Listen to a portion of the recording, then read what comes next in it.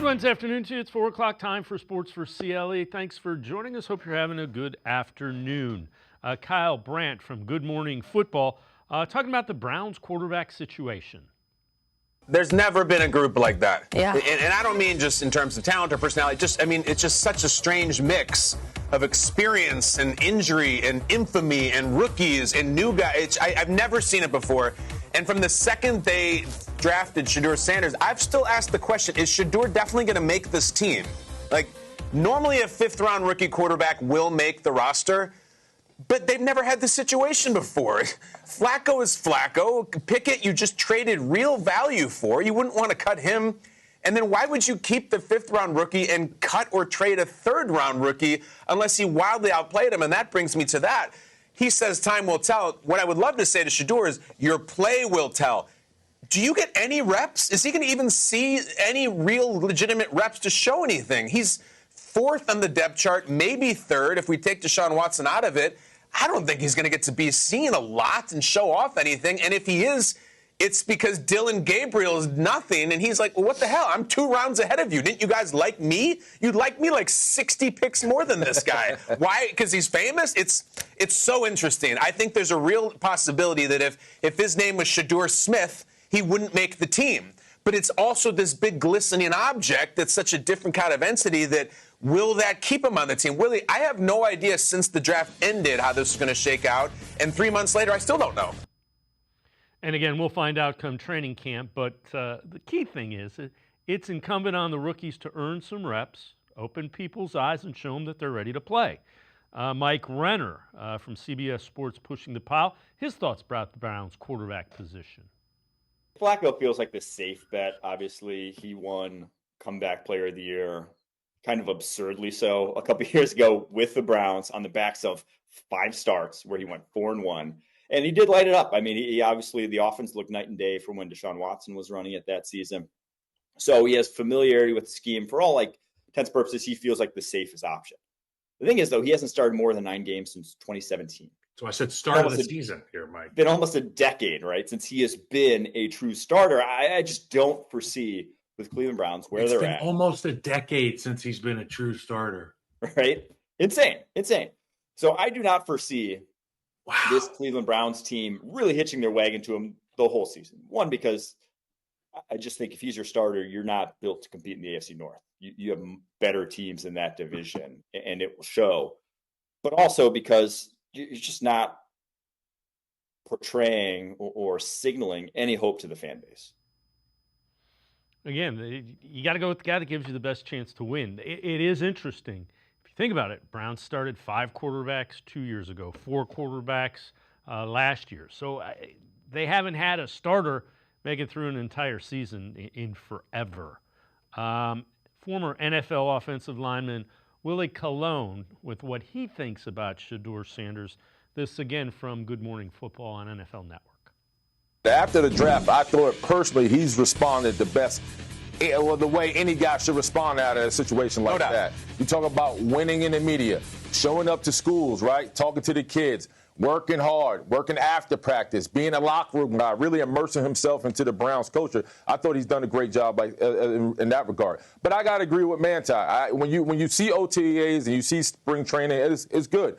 But you can't make the club in shorts. It comes down to pads and hard work. And when training camp shows up, it's all about how you respond to the competition. And for me, if I'm Shedeur Sanders moving forward, man, I'm not I don't have any friends, right? In this whole quarterback room, you guys are my enemy. Mm-hmm. It's about this guy taking charge of his own career and his own story. And it starts day one in training camp. So I love the tweets. I love everything he's done thus far. But he has to have a mercenary and assassin's type attitude.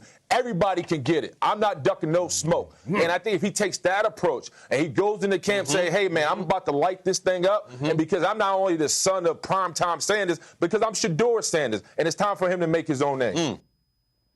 Well, Willie's conveniently forgetting a couple of speeding tickets where it was 191 miles an hour. But I get what he's saying. And yeah, once the pads come on, we'll find out more about Shedeur Sanders, more about Dylan Gabriel. All right, let's move on to baseball. National League won the All-Star game with first ever swing-off. Guardians get back at it Friday, hosting the Athletics. Take a listen to this from ESPN Los Angeles, talking about a Dodgers-Guardians trade that will tell you these guys in LA have no clue about the Guardians roster. What if I told you there was a deal that had been whispered about with Emmanuel Clase and Stephen Kwan from the Cleveland Guardians? Tell me more. Kwan immediately slides in the left field. Problem solved. Your Michael Conforto problem is solved. Okay? You have a Conforto problem. Stephen Kwan is way better than Michael Conforto. And you slide Emmanuel Clase into that ninth inning, who's having a good year, not quite a prime Clase year, but a very, very good year. Here's what it may cost you going back the other way. Justin Robleski, Ben Kasparius, Josue DePaula, and one more prospect. Oh, geez. 4 guys. Wait a minute. There is no way the Guardians are taking that deal. Where'd you hear this? I know things. Yeah, Trav knows things. You'd either have to put Rushing. You have to put Rushing in that deal. You might even have to put Dustin May in Can that we deal. interest them in Dustin May, who is a walkaway free agent this year? So why would the Guardians do that? Because they want to get younger. But those guys are young. Clase and not Kwan so much, but Kwan's on the younger side. they're both under 30, right? Starting pitching in particular, you'd get 2 of them. Yeah, Trav may know something, but he knows nothing about baseball. The Guardians do not want to get younger. They do not want starting pitching. Dalton Rushing, that young catcher that can hit, yep, they'll take him. Andy Pages, the outfielder that can hit for power, yep, they'll take him. Probably he'll take a couple more prospects if you want Clase and Kwan, but you ain't unloading the garbage third-rate starting pitching prospects that you think. They'd be 7th or 8th in this organization. Why would they make that trade? It's ridiculous. All right, Bobby Marks, ESPN's NBA Today, talking about his thoughts on a possible LeBron James trade for the Cavs. I think unrealistic teams are potentially Cleveland. Cleveland will certainly be mentioned a lot if LeBron James ever became available because of their finances in the second apron. It is unrealistic that the Cleveland Cavaliers could potentially trade for LeBron James. I do think realistically, if he became a free agent, now that opens up the door for a lot of teams to go out and sign him there, because I keep on going back to that statement. He wants to compete for a championship. And in any trade, as you guys know, it's going to take 2 or 3 players from that team to potentially trade away that he would be walking into.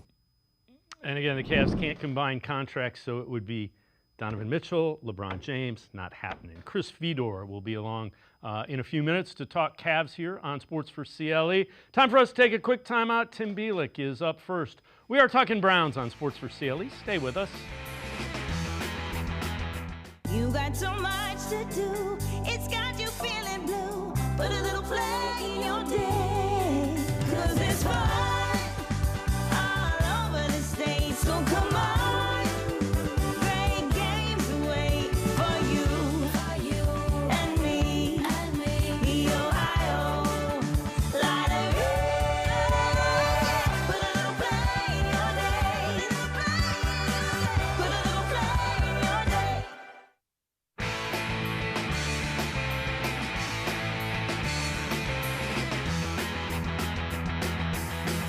We begin by talking Browns on Sports4CLE. Let's head to the voicemail of Truth and Reason. Yes, this is Daryl from Dixon. The only thing that I really am concerned with is the Browns winning games, and I want us to have competent quarterback play. One of the things that I keep hearing about Fedor is how bad his line was at Colorado. He also got sacked a lot at Jackson State. If we can get him moving, getting the ball out, rolling out bootlegs, play action, and move him around, I see no reason why he can't excel, because his accuracy is fantastic. It's just all that goes out the window when he gets to holding the ball too long, and he does take unnecessary sacks. It's not always on the O-line. I'm not anti-Fedor. It's just that's a big flaw in his game, and if we can eliminate that, yeah, I could see him doing good. But that's something that Gabriel hasn't done, is hold the ball too long. He gets it out super fast, but he has his limitations as well. But I don't care if Joe Flacco comes on and does great and takes us to the Super Bowl. I'd sign up for that, and I think anybody would, but I don't think any of us see that going to happen, though. But y'all have a wonderful day. Thank y'all. As always, appreciate all of the voicemails. Let's welcome in Tim Bielik from the Plain Dealer at cleveland.com. So, Tim, yeah, if either of these guys didn't have flaws, they wouldn't have been in the 3rd and 5th round. I'm curious. Again, we can't tell anything with what's gone on relative to OTAs and minicamp. And to a certain extent, we won't even be able to see some of it in training camp, but you'll get a better idea once the pads come on. Exactly. And I feel like with the spring, the fact that Shedeur didn't get a lot of those first team reps, I wonder if it's just, again, trying to bring him along, slowly based on the offenses he was in. And even looking at the numbers, from the last couple of years of Colorado, he got 52 sacks in 2023, cut that down to 42 last year, playing an extra game. Don't forget that as well. Colorado was in a bowl game in 2024. So certainly they did not have a really good offensive line. I've talked about that a ton, that he got sacked a ton, that they had the worst run game in college football last season. So yeah, I think Shedeur had to do a lot of that by himself. That's why I thought he should have gone way, way, way earlier than pick 144. But yeah, I think it's gonna take till training camp. It's gonna take till we get the full pads on, maybe even to the joint practices, to see what these guys are capable of, and how close they are to playing in regular season games. Because I do think, no matter what happens, you want to at least have an idea, at the most, at some baseline level, a conviction of where you're going to go in 26, whether you're going to roll with either Dillon Gabriel or Shedeur Sanders, or whether you're going to take one of the quarterbacks from what right now looks like a strong and deep quarterback class for the 2026 draft. All right, so we've seen plenty of work, and Shedeur Sanders keeps putting stuff out here, kind of working out, trying to get ready for training camp coming up. We've seen a bunch of this. He's working out at a high school in Florida here, and kind of doing his work, getting in the work that you want to see him doing relative to getting ready for training camp.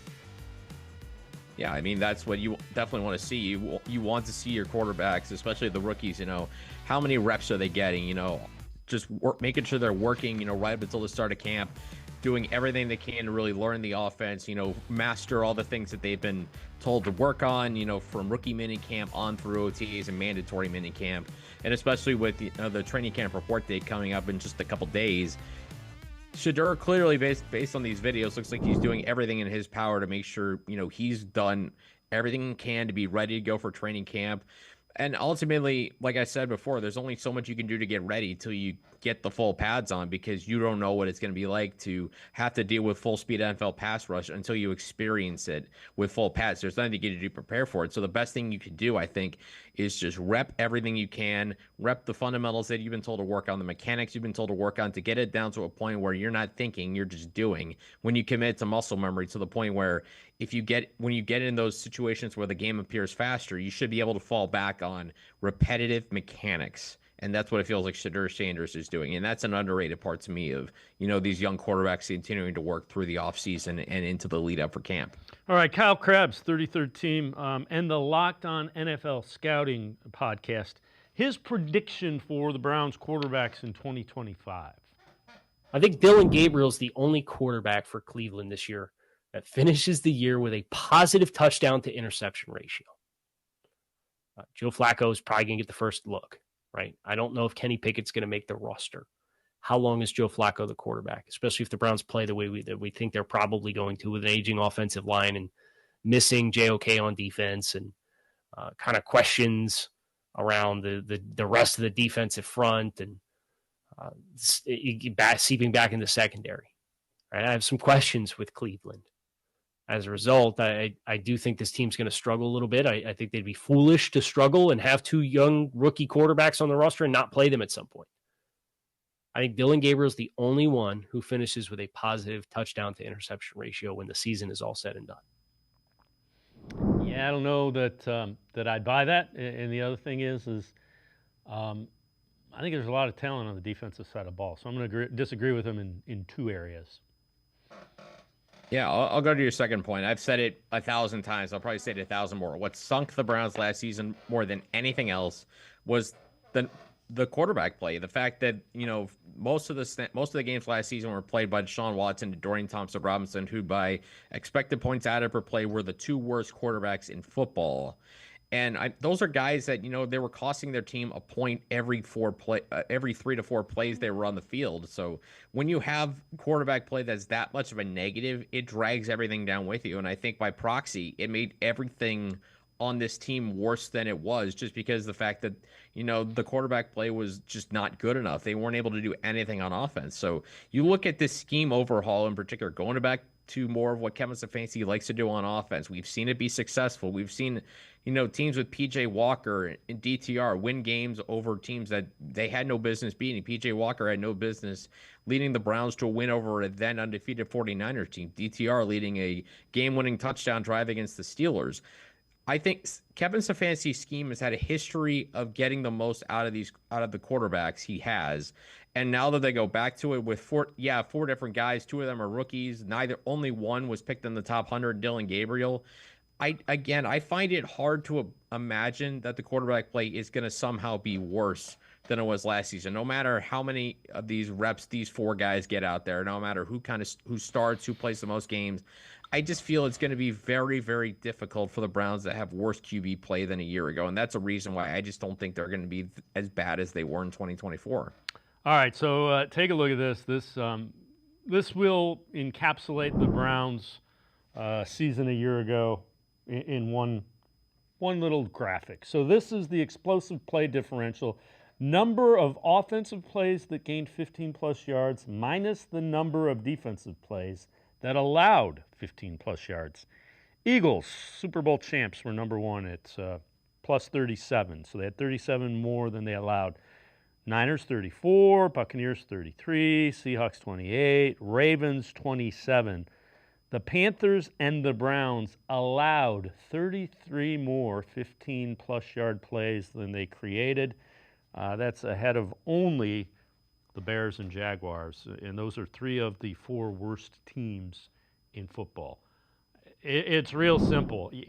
They got to stop allowing big plays, and they got to make big plays.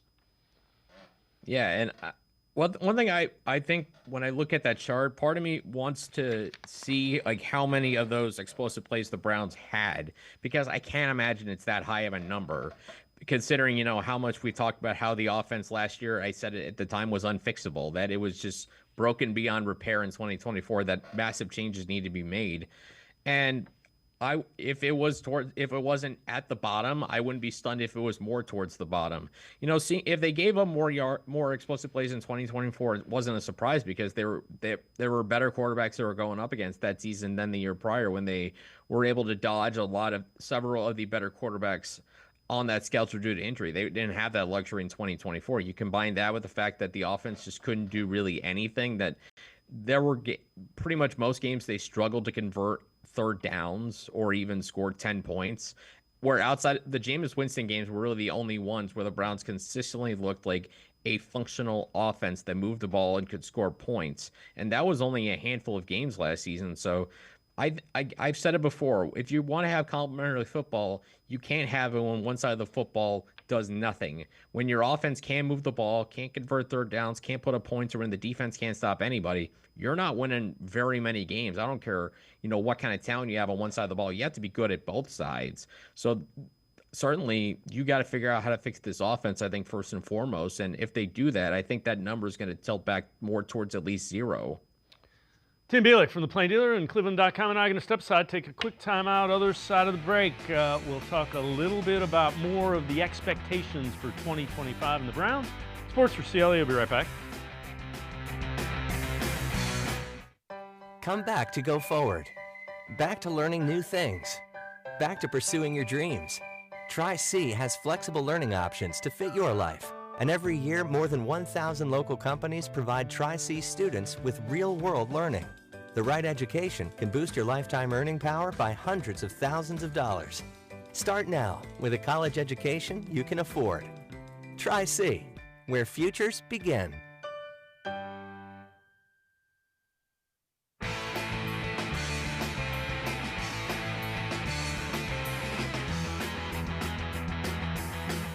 We continue talking Browns with Tim Bielik from the Plain Dealer and cleveland.com. Tyler Dunn of GoLongTV.com, what he sees in the 2025 Browns. To me, it's money well spent, because you can still try to figure out the most important position this year and the next year, even the year after that. And I think you still have Myles Garrett in his prime, because Cleveland lived the alternative, right? Like, my God, I'm thinking back to the Deshaun Kaiser, Cody Kessler, Kevin Hogan Browns, where it was, they're trying to lose games actively, and there was just no talent whatsoever. I mean, if you embrace the suck to that degree, you're just going to poison your building, but beyond belief, and it's going to be almost impossible to dig yourself out of that. You got to have a floor level of talent, and Myles Garrett is well beyond the floor. So they were just the number one defense 2 years ago. If you can somehow snap back into that, you get competent quarterback play, you run the ball, you can be a competitive team this year. I'm not, proclaiming them as a Super Bowl contender by any means, but I think the Browns are going to be a lot better than people think. So, Tim, when you look at that, the defense is going to have to be really good for them to win a decent amount of games. Who are some of the keys that have to show up defensively for them this year?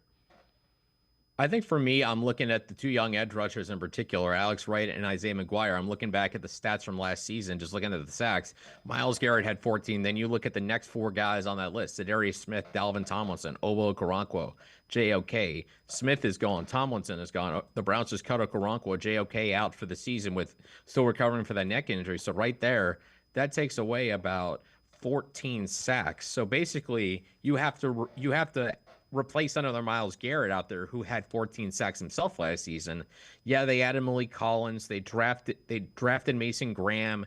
They signed Joe Troyan-Shoyinka. But I really believe when you look at, the X factors on this defense, I think it's gonna come from those two young edge rushers, because through the last couple of seasons, Alex Wright and Isaiah McGuire have each shown plenty. They've each flashed in their opportunities given in rotations. Now I think those two guys, they should be in the mix to start opposite Myles Garrett. They should be getting a lot of reps, and I think they each have a chance to pop. And I think at least one of them really needs to break out. And I know sacks aren't the end all be all. Pressures are important, but you also want to be able to bring the quarterback down, create a negative play, and that's always important. So if you can get one of these guys up to 7 sacks, maybe one has 7, another 5, something like that, I think you're going to be in a solid position, because it's kind of the old Moneyball thing. I was just thinking about the movie Moneyball when, they were talking about replacing Jason Giambi. You're not trying to replace the player. You're trying to replace the production.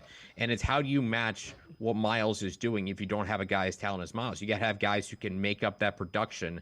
And I think between Wright and McGuire, you have two guys who have starting potential in the NFL.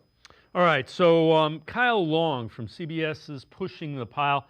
Talking about the Browns coaching staff and what he sees there. I love Kevin Stefanski. He has been living in a hellhole shitbox as a head coach because of the situations that they've got into contractually, legally, all sort. Look, I'll tell you how much I love Jim Schwartz as a DC. I can't stand Jim Schwartz. I hate Jim Schwartz's defenses. I hate the guys that are coached by him. I hate playing them. I hate everything about Jim Schwartz, which makes me feel very good about having a good time watching the Cleveland Browns play football again this year. Look, you never have questions about his defenses. You know what? Yeah, how do you argue with that? I don't think you really can. I mean, well, we've seen what Kevin Stefanski's done. I talked about, last segment, what he's gotten the most of the quarterbacks he's had. Certainly last season, it feels like more the anomaly than, the pattern, which we've seen 2020, 2023. They've gotten, quarterback play that I think is above the expectation for, especially in 22 and 23, better than I think we expected from the guys they had. And with the defense, again, you give them a lead, you can lean into the strength of the defense, which is the pass rush. And the problem is they just didn't have a lead a lot. And when you don't have the lead as a defense, you can't pin your ears back and get after the quarterback. And to me, that's what made this defense so good in 2023 was they were just so relentless getting after the QB. And, you give them a lead and they had the ability to hold on to it and help you expand on it. And when they don't have the lead and when they can't just pin their ears back, then that defense, like any other, is not going to look as good if you can't dictate play based on how the scoreboard is going, particularly if it's in your favor. All right, so rookies report from training camp Friday. Then the first veterans come, and really the first availability is a week from today out in Berea. where they'll practice. We'll see some of it. We'll hear from people. What are you paying attention to other than the quarterbacks? What are you paying attention to in camp, and what do you think would be good signs? I think it's the rookies. I think this is the first time since, 2020 where Andrew Berry's had a top 10 pick, taking Mason Graham. And then most of these rookies, have a lot of interest. Can Mason Graham, work his way into like maybe the top 3 defensive tackle on this roster? Can he start right away? How good is Carson Schwechter? I know there was a lot of hype around him. There's going to be a lot of pressure around him, with JOK being out for the season to step in. It's going to be a lot for a young linebacker to step up and look great immediately. But, how good does he look out there? And then I look at, on the offense, Harold Fannin Jr., is he ready to be the number 2 tight end? Dylan Sampson, obviously with, what's going on with Quinshon Judkins, certainly more spotlight comes to Dylan Sampson. There's going to be more attention on him. How does he look? Because I think he kind of got overlooked a little bit with the Browns taking Quinshon Judkins. And I thought Dylan Sampson, to me, looked like a guy who certainly could have been a second-round pick. How does he look? Is he showing bursts? Is he showing some power, which we saw more of at Tennessee than you would think for a guy of his size? It's certainly an intriguing class of rookies that I'm excited to kind of see how they fit in. And it's part of, what has been talked about, all off season, is that this is a team in transition. This was an older team, and now you're bringing in all these younger guys, all these other rookies, with really the first full draft class the Browns have had in 4 years. Now that you have a first-round pick, now that you have had multiple picks in the top 50, how do those guys look? And obviously you want those guys to all be doing well. You want as many of them as possible to be showing signs, to flash, to make plays, not just in training, in the practices themselves, in the preseason games, in the joint practices. Are they making plays? Because the more of these guys that really break out and look really good, the better it bodes for the future of this team going forward. Because we know with 2026, with 2 first-round picks, Browns are going to be poised to add some more talent onto this roster. Yeah, and the only thing I'd add to that, I want to see the pace and the physicality. I think that's been missing the last couple of years, and I think it's carried over into the regular season, early parts of the regular season. So pace and physicality are a couple of things I want to see early as well. Tim Bielik, as always, great stuff. Appreciate the time and the insight. Thanks very much, Tim. Yeah, thanks for having me, guys. Have a good day. Tim Bielik, make sure you check him out, Plain Dealer, cleveland.com. We're going to step aside, take a quick time out. We continue talking Browns. Damon, Wolfe from In Motion Football straight ahead. Stay with us.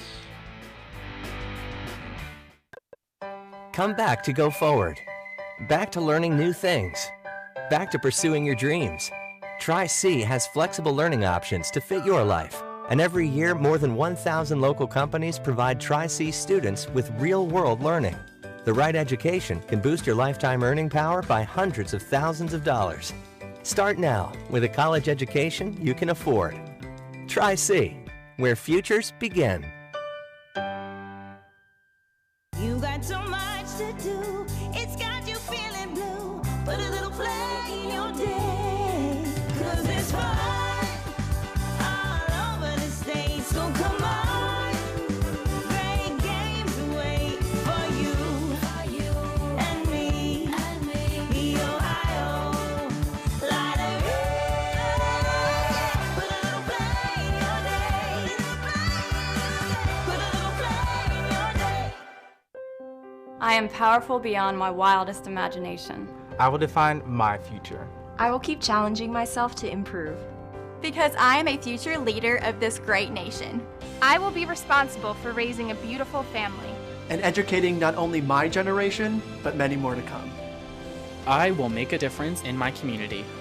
And I will stand up for what I believe in. I will not settle for simply chasing my dreams. I will achieve them. Because I was given a chance. An opportunity. A home. At Family, Career, and Community Leaders of America. The ultimate leadership experience. FCCLA has been one of the greatest experiences of my life. It's made me who I am today. Join us. We'll build a new future together.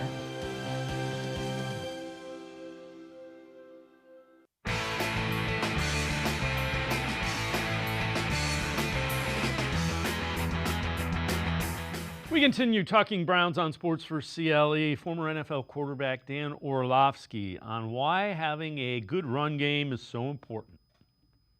It's a totally different league right now. It is a league that is from, candidly, the 90s, late 90s, early 2000s, when it is about being capable and willing to run the football. It is about ball possession. It is about snaps. It is about time of possession. It is about efficiency in your offense. And that are really old school kind of parallels or parables of football. Welcome in, Damon Wolfe from In Motion Football. Damon, let's talk a little bit about the Browns running game, which took a hit over the weekend with Quinshon Judkins being arrested on domestic violence, domestic battery, whatever the legal term is in Florida. What's the plan? What do you think the plan is after that? Yeah, it's hard to say at this point with everything still going on. But the way I see it, the Browns have two options. They could either run out and try to sign somebody off the street to kind of fill in until they get further clarity on what's going to happen with Judkins and his case, and kind of get through training camp. And then at that point, there are going to be some more talented options that get cut at cut down. So they could go that route. Another route that they could do is say, you know what, the running back position this year especially is very important to us. It's really important to Stefanski's success.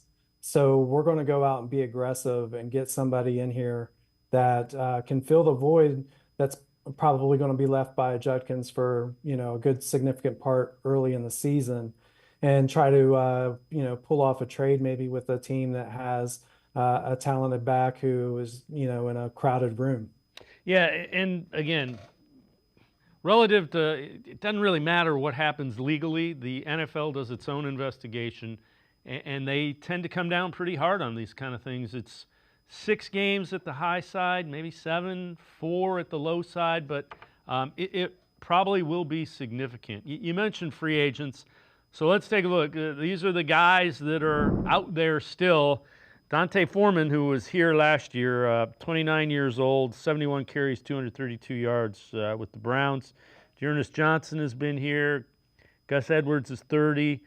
Jamal Williams had over 1,000 yards in 2022 for the Lions. Amir Abdul is 32. Obviously, it isn't like there's a whole ton of big names that so you go, man, if we get him in here, we'll be okay. Yeah, for sure. A lot of the talented guys are all on rosters right now with everybody at 90 men. I would say out of that list, Dearness Johnson would be somebody who would probably, fit very well. Was with Stefanski a few years back when they were running a lot of the wide zone. So he's very comfortable in that environment, that scheme. So, he's an option. But if I'm Andrew Berry, I might, really consider picking up the phone and calling possibly like Seattle has a loaded running back room, and they just drafted a running back that I was pretty high on in the draft, and Damian Martinez. So I don't know if like a Zach Charbonnet could possibly be available in Seattle, or like a Devin Singletary in New York. New York drafted Cam Scatterbo, and Tyrone Tracy's a starter. So, those are two guys that I would like to see the Browns get aggressive and try to fill the position with. All right, so before we go to break, some under-the-radar camp battles that you're paying attention to. Again, rookies report Friday, and then Wednesday is like the first media availability of training camp. So it's only a week away. What are you paying attention to? So, keeping theme with the running back position, I think now, if the Browns don't make a move, I think that a competition between Jerome Ford and Dylan Sampson will be very interesting to pay attention to and watch. I also think that, Cornelius Lucas at tackle could compete with DeJuan Jones. All expectations is DeJuan Jones is going to win the job, but Cornelius Lucas is a very viable veteran option to solidify the position.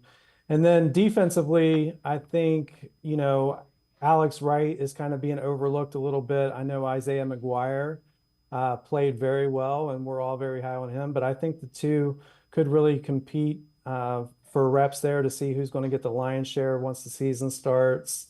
And then, some of your depth along the defensive tackle situation is interesting. I think Shelby Harris, where he is going to end up in the pecking order along with Jawan Briggs. Briggs is somebody who's younger and somebody who really impressed last year at the end of the season.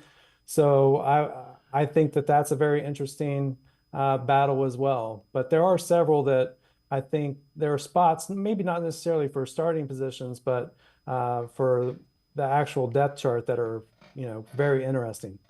Damon Wolfe from In Motion Football and I are going to step aside, take a quick timeout. Other side of the break, a little bit about some off-season grades via ESPN for the Browns, as well as some contract extension possibilities. Sports4CLE, be right back. Stay with us. Come back to go forward. Back to learning new things. Back to pursuing your dreams. Tri-C has flexible learning options to fit your life. And every year, more than 1,000 local companies provide Tri-C students with real-world learning. The right education can boost your lifetime earning power by hundreds of thousands of dollars. Start now with a college education you can afford. Tri-C, where futures begin.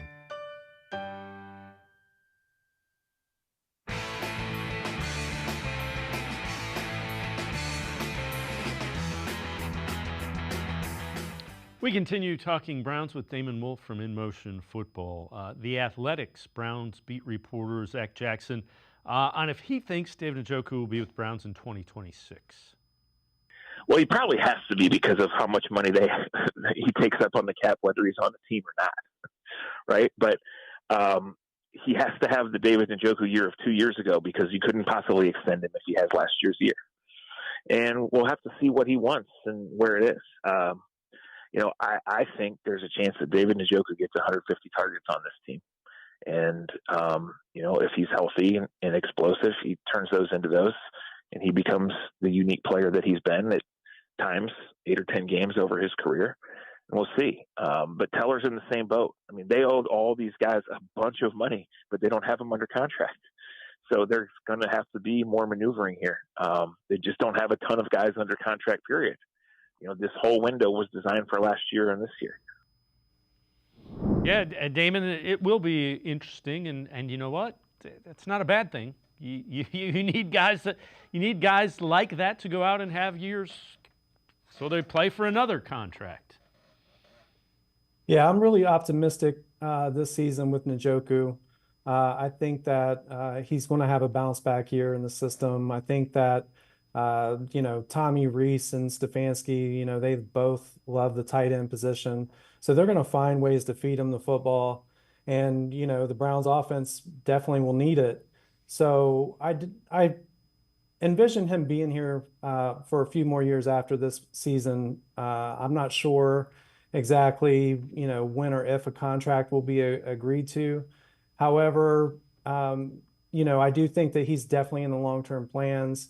And having, two tight end set of Fannin and Njoku is the plan long-term for the Browns. Yeah, especially if you're in the Kevin Stefanski offense, you better have a guy like Njoku who can do the inline blocking.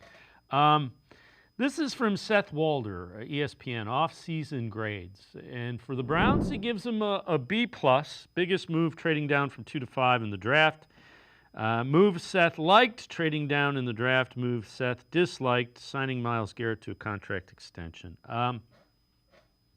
I understand the point, but anybody that thought they were going to trade Myles Garrett based on what the cap hit would have been and what they would have got, they're like, you're playing fantasy football. You're not playing real reality. They weren't trading him. So you might not like it. There was no way in hell they were going to trade Myles Garrett. Yeah, it wouldn't have been a good move for the locker room, overall. They want to, those guys in there, there's a lot of veterans and they want to compete. And Myles is the biggest part of that, right now. And the Browns want to kind of restore their winning, get back to some success with Stefanski and Barry, and kind of change the narrative around this whole team ever since the Deshaun Watson situation has proven itself not to work out. So winning as many games this year is important to them, even though they're in somewhat of a pivot. And one move that he talked about there, the trade down with Jacksonville. Obviously, I love that move as well for the Browns and what it did to set them up for the next couple of years. And it still allowed them to get a lot of draft capital or a lot of value from their draft class this year. However, I will say that, we were speaking about Quinshon Judkins earlier. That does kind of put a damper on that whole trade because, they took him with the extra pick they got from Jacksonville in that. So, already off to this kind of start, that kind of, certainly negates that big win that Andrew Berry had. Yeah, and I get people's fascination with Travis Hunter. The one thing I would say, though, I don't want to bet on a guy doing something for the first time in NFL history. So, he might be really good. I don't know that I would put a lot of eggs into that basket. Daniel Oafusi, who is Browns beat reporter for ESPN, talking about where the Browns stand with those contract extensions. When it comes to extensions right now, I don't know if the Browns are really in a position where they're going to feel inclined to,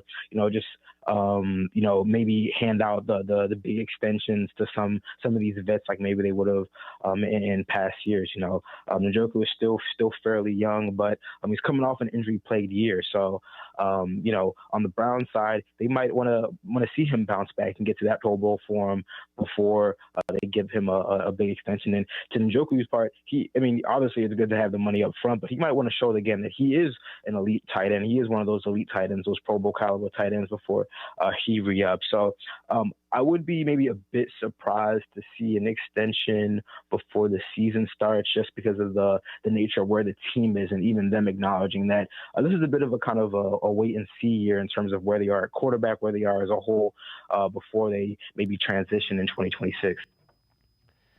And again, Damon, Grant Delpit was done, middle of the year. That if you're going to extend somebody, that's probably the time that anybody would get extended, is kind of a middle of the year, see where it's going, see what you get a better sense of how some of the draft class is developing. Possible. And, I think another aspect to this we need to look at is, looking at it from Njoku's shoes. It might be quite possible that he wants to see how, the season starts out and goes with the quarterback situation here in Cleveland, and, whether he wants to wait around for the Browns to find another, to find the franchise guy and play with the rookie again next year, and, have to go through the growing pains of that.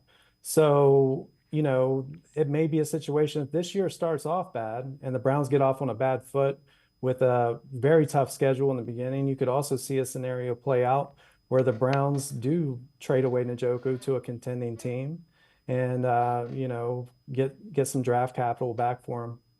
All right, before I let you go, your In Motion football site, they'll have a season preview that will drop Monday. What will folks find there? Take us through that. Tell us a little bit about it. Yeah, so it's our 2025 season preview.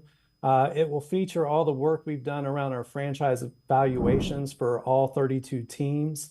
It's kind of got a retro theme and style to it. So if you're a guy who used to like going to the local newsstand when you were a kid and getting the season preview, I think you'll definitely like what we have to offer. It's going to have all kinds of great information, breakdowns of all the teams, and along with our season predictions and award winners. So as you look at it, the season predictions, do you include the 3-year look projection for all of them that you did with the Browns when we talked last week? Yeah, so those are going to be in there for all the teams. On the team breakdown, though, it just shows the projections for the 1 year. But we do have a page in it where it will have all 32 teams' 3-year win projections. So you got strengths, weaknesses. What are some of the things that are in the projections as well? So in the predictions, we predict the records for all the teams, the division winners, playoffs, who's going to go to the Super Bowl. We have an all AFC team, an all NFC team. We also have, all your award winners at the end of the year, like Coach of the Year, MVP, and all of that stuff. And you have the strengths, weaknesses for each of the teams as you kind of look through the rosters and those sorts of things. Yep, that's all in there for each of the 32 teams. Damon Wolfe, as always, great stuff. Again, it's In Motion Football, and it drops Monday, correct? Yep, inmotion.football. All right. Make sure you check it out. Damon, thanks so much for the time and the insight. Appreciate it very much. Thank you, Dave. I really appreciate it anytime. All right, have a good one. Again, inmotion.football. Check it out. Season preview drops Monday. That's Damon Wolfe. We're going to turn our attention to the Cavaliers. Chris Fedor, Cavs beat reporter for Plain Dealer, cleveland.com. Straight ahead. Stay with us. Come back to Go Forward. Back to learning new things. Back to pursuing your dreams. Tri-C has flexible learning options to fit your life. And every year, more than 1,000 local companies provide Tri-C students with real-world learning. The right education can boost your lifetime earning power by hundreds of thousands of dollars. Start now with a college education you can afford. Tri-C, where futures begin. You got so much to do, it's got you feeling blue. Put a little flag in your day, 'cause it's fun all over the state. So come on, great games wait for you and me. The Ohio Lottery. Put a little flag in your day. Put a little flag in your day. I am powerful beyond my wildest imagination. I will define my future. I will keep challenging myself to improve. Because I am a future leader of this great nation. I will be responsible for raising a beautiful family. And educating not only my generation, but many more to come. I will make a difference in my community. And I will stand up for what I believe in. I will not settle for simply chasing my dreams. I will achieve them. Because I was given a chance. An opportunity. A home. At Family, Career, and Community Leaders of America. The ultimate leadership experience. FCCLA has been one of the greatest experiences of my life. It's made me who I am today. Join us. We'll build a new future together.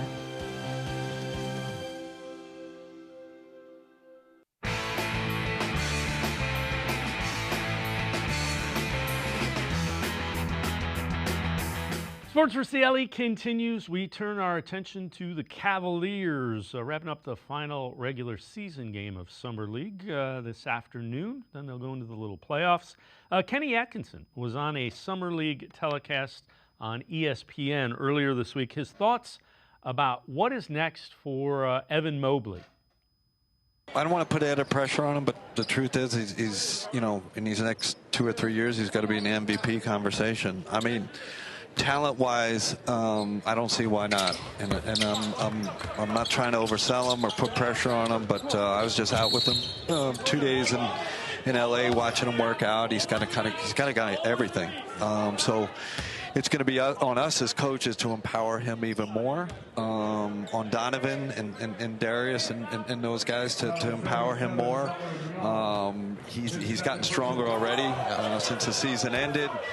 And you can just see it when a guy starts to figure it out. Like he's figuring out his routine, he's figuring out his diet, he's figuring out all the stuff that he's figuring out the weights, the strength and conditioning stuff, and you combine that with talent and the human being he is and the character he is. Oh, well, and by the way, he's Defensive Player of the Year. It's like, why shouldn't this guy, put himself in the conversation, to be an MVP in this league eventually? With that, let's welcome in Chris Fedor, Cavs beat reporter for the Plain Dealer, cleveland.com. So, Chris, Kenny Atkinson, don't want to put any pressure on Evan Mobley, but we expect you to develop into an MVP. I mean, this organization, Dave, has been putting pressure on Evan Mobley since the day he was drafted.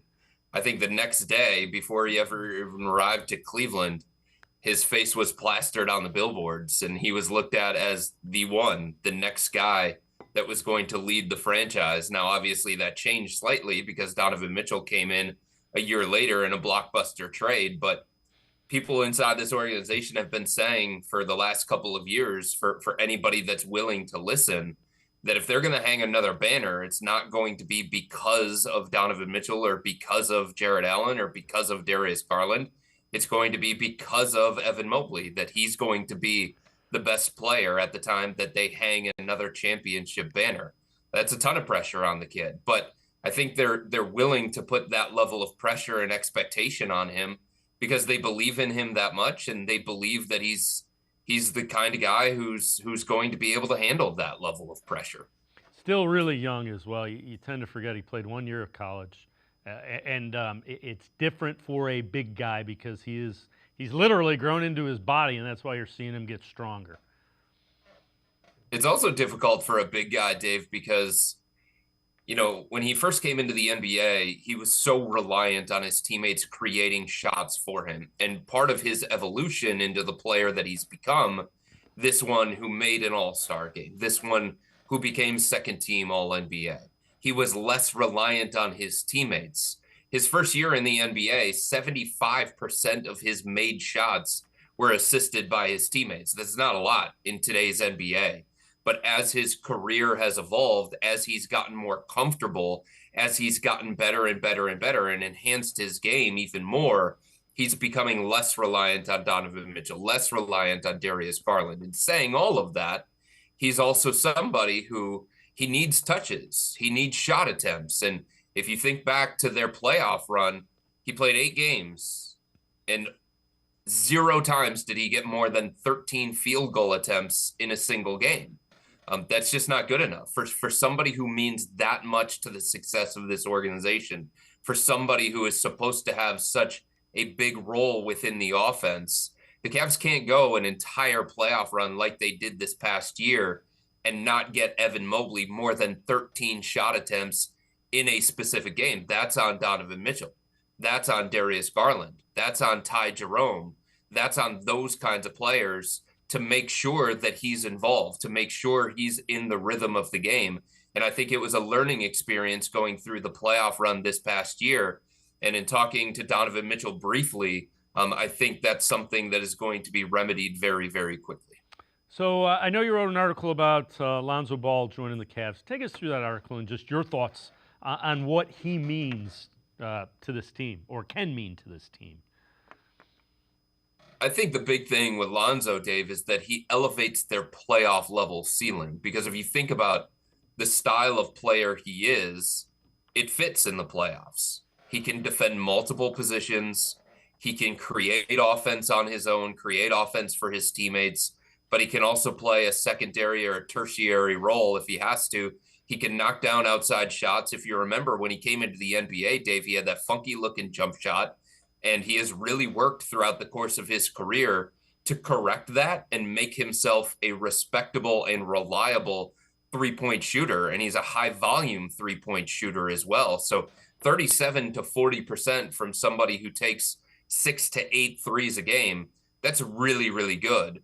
But I think he's going to be a really good fit for this team because of all of the different things and the different ways that he can impact a game. And I think that's what makes him a potentially high-level playoff performer if he can stay healthy. And that's always the big if when it comes to Lonzo Ball. He was not able to play back-to-back games last year. The Bulls didn't want him to play back-to-back games last year. They obviously limited his minutes. It's something that the Cavs are going to have to look at as well. But I've been using this comparison, Dave, since even before the Cavs went out and traded for Lonzo. I brought it up as a potential trade acquisition for the Cavs throughout the course of this offseason on the Wine and Gold Talk podcast. To me, Lonzo can have the kind of impact. I don't care about production. I'm talking about impact. I'm talking about effect on the game. He can have the kind of impact that we have seen from Alex Caruso with the Oklahoma City Thunder. He can be your best on-ball perimeter defender, and he can also be evolved enough on the offensive end of the floor where you're not in a situation where you're giving up one side of the floor or the other by giving big minutes to Lonzo Ball, the way that the Cavs felt like They were giving up too much defensively with Ty Jerome. They were giving up too much offensively with Isaac Okoro out there. He does more than both of those guys to impact the outcome of the game if he can be healthy. All right. And important to note, was a wrist injury, not necessarily the knee last year. So that the knee being good, that's a step in the right direction. Let's talk a little bit about Larry. I mean, that's something that I asked Lonzo about. I said, like, what were you most happy about in your return season to the NBA? He said, I didn't have to miss time, or I didn't feel like I was missing time because of my knee. The knee cost him 2 straight years in the NBA. It almost cost him his career, but he didn't feel like that was problematic. He didn't feel like there was something that the knee was preventing him from doing or being the player that he felt like he could be. I do think, Dave, as you brought up, I think it's a good sign, if there is a good sign for missing games, it's a good sign from Lonzo's perspective that what cost him time last year wasn't the thing that prevented him from playing 2 straight years in the NBA. When it's a wrist as opposed to a knee, you know, the knee is the thing that is troublesome for him. The knee is the thing that you have to be aware of. But that's not what prevented him from playing those games last year for Chicago, and that's a really good point you make. Another key addition, Larry Nance Jr. How does he fit in, and how big can he be, especially come play? We're always looking at playoff time now with the Cavs. Yeah, that's the thing, right? I mean, I think at this stage of his career, given everything that he's gone through throughout his career, with injuries, with how much he's put on his body, playing out of position at various points, Larry can't be a guy who's going to give you 25 to 30 minutes a night. Larry can't be a guy who's going to be in your starting lineup for 82 games during the regular season. But he doesn't have to be for this team. The majority of the big man minutes are going to go to Jarrett Allen and Evan Mobley, and you still have Dean Wade on this roster. DeAndre Hunter can play some small ball 4 as well. So Larry is somebody who provides depth and insurance in the front court. He can guard multiple positions. He can space his game out to the 3-point line.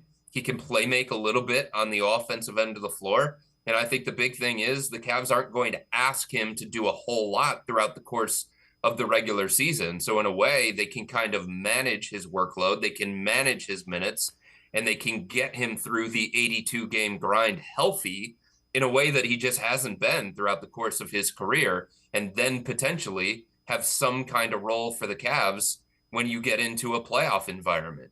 Larry's game translates to playoff level basketball because he can shoot from the outside, because he can play out on the perimeter, because he is a switchable defender, because he does have a good high basketball IQ, and because he can play multiple positions. He can play alongside Jarrett Allen, or he could play alongside Evan Mobley. And if you think about what the Cavs had as their third big for the last couple of years, it was a one-position player. Tristan Thompson was playing center, and that was it. He wasn't going to play any minutes at the power forward spot. Nance can play minutes at power forward or minutes at center, so it just gives a little bit more lineup flexibility and optionality to Kenny Atkinson when he's kind of constructing all these different rotations. All right, obviously with Isaac Okoro and Ty Jerome leaving, there's going to be rotational spots for new players. There's new guys in the rotation. Who do you think can make the biggest impact that's moving into the rotation and will get minutes? I definitely think, Dave, there is a spot here for Jalen Tyson. If he can figure out how to accept a specific role in the NBA. And that's something that can be hard on these young players. Look, Jalen Tyson was the number 20 pick in the 2024 NBA draft. And in his final season in college at Cal, he did everything, right? He was the primary playmaker. He was the primary creator. He was the primary initiator. He was the primary scorer. He was the leading rebounder. So that's not what the Cavs need from him. The Cavs have enough of those kinds of guys, right? The ball's going to be in the hands of Donovan Mitchell, Darius Garland when healthy. The ball's going to be in the hands of DeAndre Hunter, probably a little bit more as Kenny Atkinson explores how to best use him. Starter coming off the bench, figure that thing out. Evan Mobley's going to be more involved in the offense.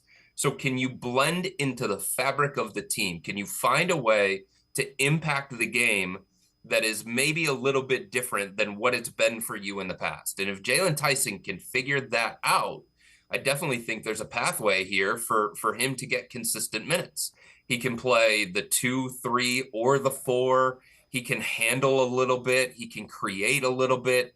If he can get the defensive thing down, if he can be a spot-up shooter, if he can be a random cutter within the flow of the offense, and if he can just fill a role, I definitely think there's an opportunity for somebody with his skill set, with somebody with his versatility within his game. I think there's an opportunity for him. It's just he's got to capitalize on it. And I also think, like I said, DeAndre Hunter, the role that he had, I think it was one that Kenny Atkinson was still trying to figure out, Dave. It was hard for Kenny because DeAndre got here in February, and I talked to Kenny a little bit at Summer League when I was out in Vegas, and he spent a couple of days in the Los Angeles area, and part of it was spent with Evan Mobley, but the other part of it was spent with DeAndre Hunter. And Kenny said to me, I'm still learning DeAndre. I'm still learning his game. I'm still learning his personality. I'm still learning how to get through to him. So this was a guy who the Cavs traded for at the deadline, who some of the players in the locker room said, hey, we needed him. We needed somebody with his skill set. And I don't think Kenny was able to explore it to the depth that he wanted to. And I do think DeAndre is going to have a significant role, a more significant role than what we saw during his brief time last year, because I think Kenny is going to have more time to figure out how to unleash him within the offense and how to use him the best way possible on the defensive end of the floor too. Chris Fedor, thanks so much for the time and the insight. As always, great stuff. Appreciate it, Chris. You got it, Dave. Anytime. Chris Fedor, make sure you check him out. Great Cavs coverage for the Plain Dealer as well as cleveland.com. That's going to do it for this edition of Sports for CLE. We'll see you back here tomorrow at 4 o'clock. Have a great night, everybody. See you tomorrow at 4 on Sports for CLE.